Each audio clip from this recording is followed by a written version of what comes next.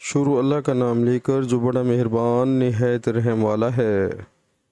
اس کا تمہیں کچھ گناہ نہیں کہ حج کے دنوں میں بذریعہ تجارت اپنے پروردگار سے روزی طلب کرو، اور جب عرفات سے واپس ہونے لگو تو مشعر حرام یعنی مزدلفے میں خدا کا ذکر کرو، اور اس طرح ذکر کرو جس طرح اس نے تم کو سکھایا، اور اس سے بیشتر تم لوگ ان طریقوں سے محض نا واقف تھے۔ سبحان اللہ۔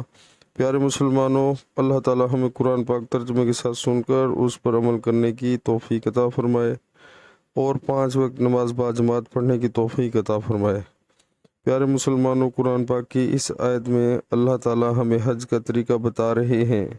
تو پیارے مسلمانوں، اللہ تعالی غفور الرحیم ہے۔ اگر اللہ تعالی نے آپ کو مال و دولت سے نوازا ہے، رزق حلال مال سے، تو آپ کا حج اور عمرہ کرنا لازمی ہے۔